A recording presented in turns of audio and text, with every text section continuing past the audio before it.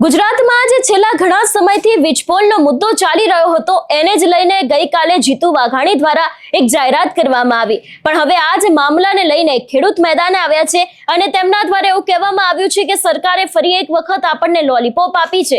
આખો આ મામલો શું છે, ખેડૂતોએ શું કહ્યું છે તેની વાત આ વિડીયોમાં। નમસ્કાર, હું હંસિની અને તમે જોઈ રહ્યા છો નિર્ભય ન્યૂઝ। ગુજરાતમાં છેલ્લા ઘણા સમયથી વીજપોલનો જે મુદ્દો છે તે ખૂબ જ ચર્ચામાં આવ્યો હતો। આ મુદ્દાની શરૂઆત સુરેન્દ્રનગરના કોંઢથી થઈ હતી। ખેડૂતો મેદાને આવ્યા ને બાદ અત્યારે હાલ મોરબીના જેતપરના જે ખેડૂતો છે એ લોકો પણ અત્યારે હાલ ઉપવાસ પર બેઠા છે। એક તરફ જ્યારે સરકારે જાહેરાત કરી છે તેમ છતાં પણ ઘણા બધા એવા ખેડૂતો છે કે જે લોકો આ નિર્ણયથી નારાજ ચાલી રહ્યા છે અને હવે આ જ દરમિયાન વધુ એક ખેડૂત છે તે મેદાને આવ્યા છે અને તેમના દ્વારા વધુ માંગણીઓ કરવામાં આવી છે અને સરકારે તે લોકોને લોલીપોપ આપી છે તેવો આક્ષેપ કરવામાં આવ્યો છે। સૌથી પહેલા તો આ ખેડૂતે વધુમાં શું કહ્યું તે સાંભળીએ। ખેડૂત ભાઈઓ, તમે જોઈ શકો છો મારા હાથમાં શું છે, લોલીપોપ। લોલીપોપ ચીને કહેવાય કે આ કાર્ડ જુઓ, આ લોલીપોપ સરકારે આપણને આ લોલીપોપ અત્યારે આપ્યો છે। લોલીપોપ આપવાનું કારણ શું, તમે કાલ વિચાર કરો, એમને કાલ જીતુભાઈ વાઘાણીએ જાહેરાત કરી, જાહેરાત કેવી કરી કે ખેડૂતને કંઈ ખબર જ ન પડતી। 2013માં કેન્દ્ર સરકારનો કાયદો બનેલો છે કે 4 ગણું વળતર દેવાનું, બરોબર। અત્યારે રાજસ્થાનની સરકાર 4 ગણું વળતર તો ચૂક્યું જ છે, તો ગુજરાતના ખેડૂતને કેમ 2 ગણું જ વળતર?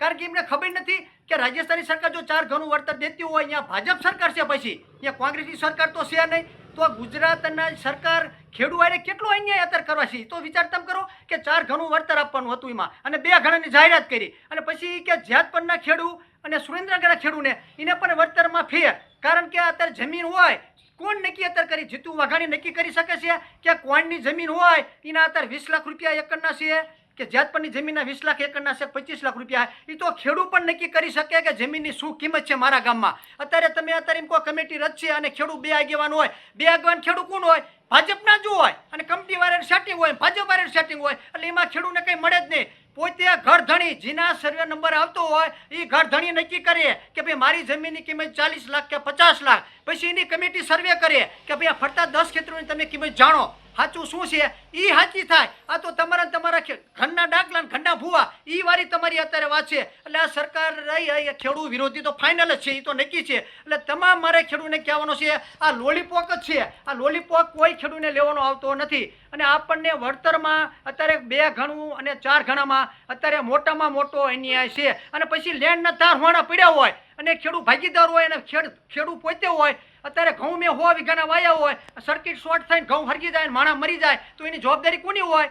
કંપનીની હોય। જે સર્વે નંબરમાં લેન્ડ નીકળે અહીંયા કંપનીવાળાને ખેડૂતનો અને મજૂરનો કંપનીવાળાને વીમો લેવો પડે। એ જવાબદારીમાં પણ ખેડૂતને અત્યારે સરકારને ચોખ્ખું કરવું પડે કે ભાઈ જે સર્વે નંબરમાં હશે અહીંયા આકસ્મિક મૃત્યુ થાય છે તો જવાબદારી કંપનીની છે અને કંપની વીમો ચૂકવે અને કંપનીવાળાને દર વર્ષે વીમો ઉતારવો પડે। આ એક દિનનું તો છે નહીં, આ લેન્ડ તમારી 30 વર્ષની છે અને 30 વર્ષ પછી પણ ભાવ ફેર થાય। અત્યારે તમે આપો એટલે 30 વર્ષ તમારો કોન્ટ્રાક્ટ પૂરો થઈ જાય।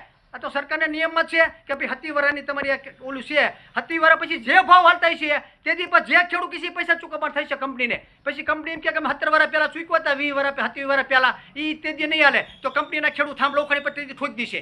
આ 20 વર્ષનો કરાર કે 70નો કરાર એ જ ખેડૂતને માન્ય છે, 70 વર્ષ પછી કરાર ફરીને થાય છે। જય હિન્દ, જય ભારત। વાત કરવામાં આવે જીતુ વાઘાણીની તો એમના દ્વારા ગઈકાલે ઘણી બધી સ્પષ્ટતા કરવામાં આવી હતી આ મામલે। હવે વળતર છે તે વધારે મળશે એવી પણ વાત કરવામાં આવી હતી, પણ એ બાદ વિપક્ષના એક બાદ એક નેતાઓ છે એ લોકો મેદાન આવ્યા। આપણે જોયું કે કોંગ્રેસ હોય કે આમ આદમી પાર્ટી હોય, એ લોકો દ્વારા પણ ક્યાંક આ નિર્ણયને લઈને ઘણી બધી વાત કરવામાં આવી છે કે જે નિર્ણય ખેડૂતો માટે હોવો જોઈએ તે નિર્ણય ખેડૂતો માટે હજી સુધી થયો નથી, તે લોકોની માંગણી સ્વીકારવામાં આવી નથી। જોવાનું એ રહેશે કે આગામી સમયમાં હવે આખો આ વિવાદ છે તે ક્યાં જઈને અટકે છે। આ વિષયને લઈને તમારું શું માનવું છે અમને કમેન્ટ કરીને ચોક્કસથી જણાવજો। તેની સાથે અમારી ચેનલ નિર્ભય ન્યૂઝને લાઇક, શેર અને સબસ્ક્રાઇબ કરવાનું ભૂલશો નહીં। નમસ્કાર।